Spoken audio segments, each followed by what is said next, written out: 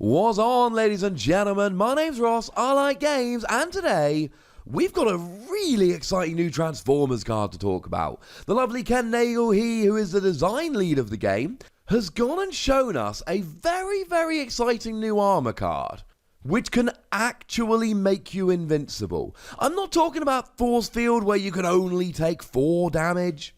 And I'm not talking about Scrapnel, that can only take 3 damage.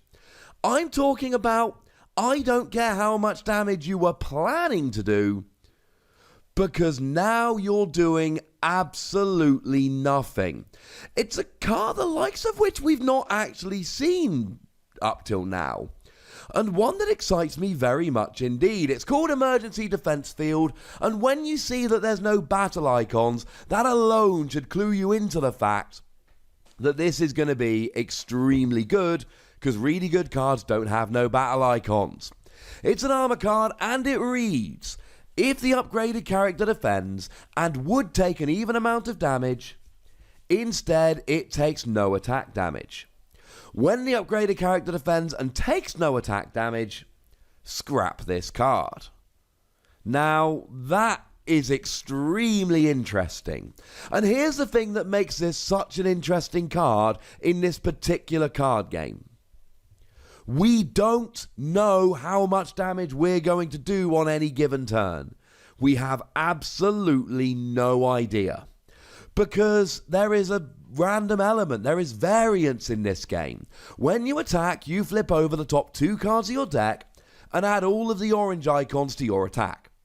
And then your opponent flips over the top 2 cards of their deck and adds any blue icons they find to their defense. Then of course we've got white icon cards like Forcefield, and if you flip that only once per battle, if you flip more it doesn't do anything, you get to flip 2 extra cards. And then we got Bold, which lets you flip extra cards when attacking, and Tough, which lets you flip extra cards when defending, and this all adds up to, we don't know how much damage we're going to be doing. Now if this said if you would take 10 or more damage, we can work around that. We can poke, and we can do little amounts of damage, and we can not go over the threshold. Or if this only stops little amounts of damage, we can really go nuts and try and do as much damage as possible.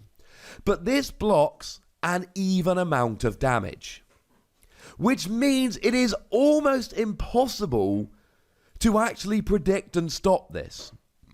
Because it's one orange that you flip, or one blue that your opponent flips.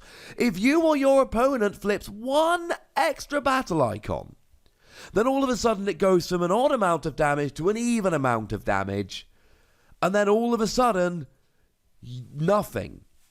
Absolutely nothing. This is a huge risk-reward card. When it works, oh my goodness, yes. But it might not work. And when it works, it's an armor that reads,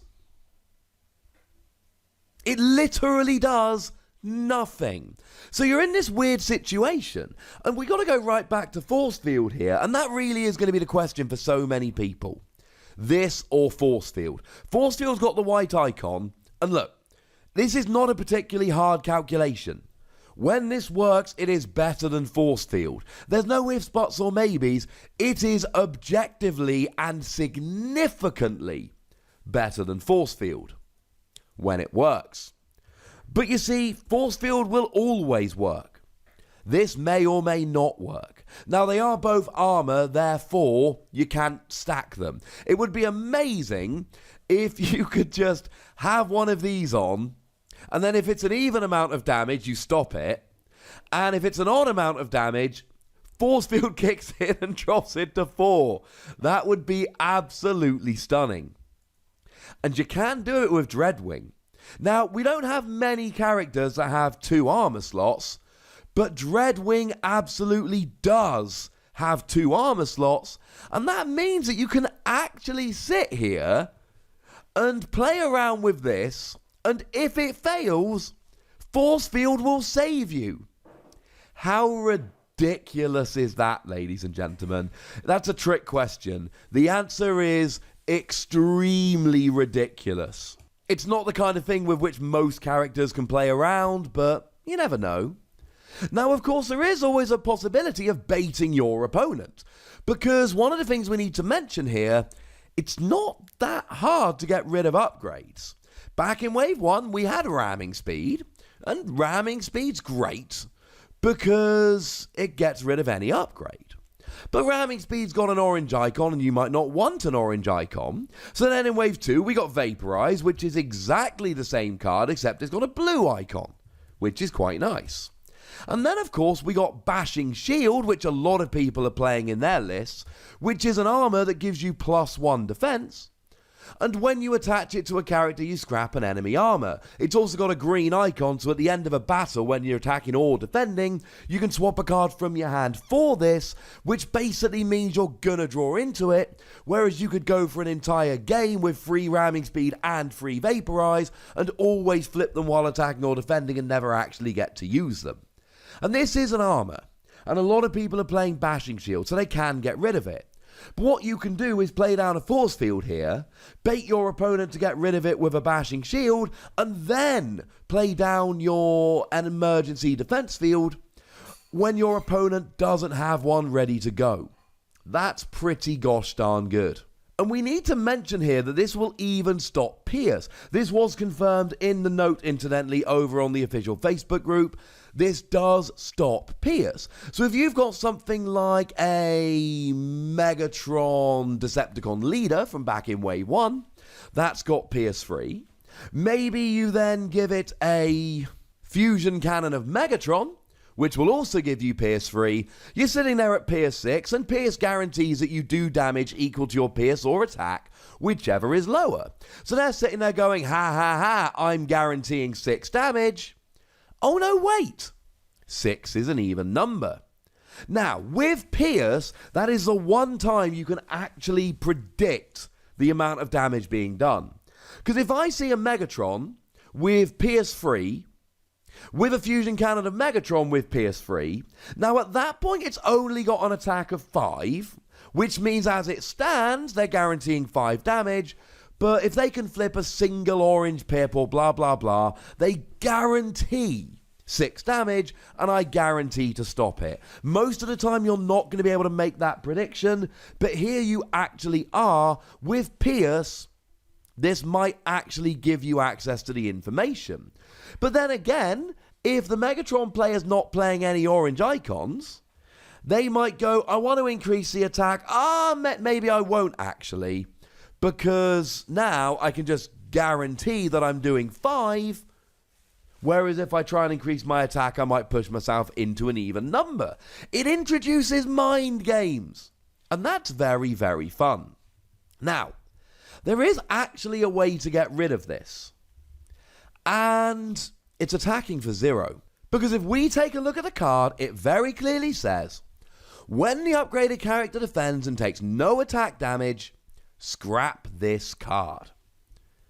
So all you need to do is take an incredibly weak character, attack into the bigger character to which this is attacked, they would take no damage, and it's done. And that might be a nice way around it.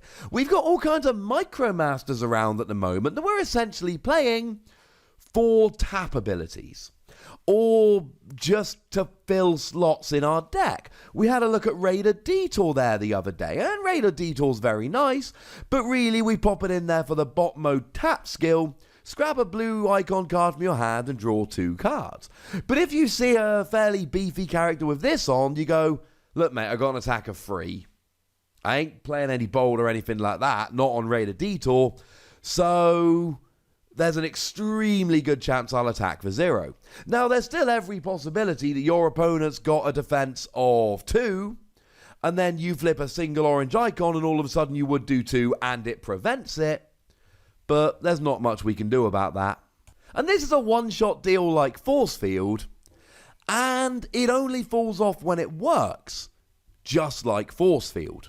But don't forget, just like Forcefield, we've got a couple of ways to get this back. If you're playing a tank deck, might I remind you that you really should be playing 3 copies of Hunger Down, which flips all of your characters that can be tanks into tank mode, and then lets you attach an armor from the scrap pile. Now this is especially good because if you flip this while attacking or defending, it's not in your hand to attach. Hunker Down will grab it. And then, of course, we've got Jetfire from Wave 1, whereby when you flip it into bot mode, you get to attach an armor or a utility from your scrap pile to this character. So either Jetfire or tanks can kind of cheat this on, and it becomes even better. This is a slightly risky card, but I'm in love with it nonetheless. Yes, there is every possibility that you whack this on a character, and for the entire game your opponent only does an odd amount of damage. This game has variance. This game likes variance. That's why you're flipping battle cards when you attack or defend. There is a random element to the attacks, which is one of the core facets of the entire game. But that's really good, because it makes it unpredictable. It makes this card amazing, but risky. And I don't know about you, but when I'm looking at games like this, I want cards that are amazing, but risky, because that leads to some truly fun interactions in the game. And that's what I'm looking for. I adore this card, but I would very much like to know what you think about it. So please do let me know in the comment section. Go nuts, be nice. And then make sure you like this video, subscribe to this channel, and follow me on Twitter @Wossy, where we talk about Transformers and a whole bunch of other games. But by far the most important thing, as always, look after yourselves till next time. Thank you very much for watching. My name's Ross, and you've been watching Wossy Plays.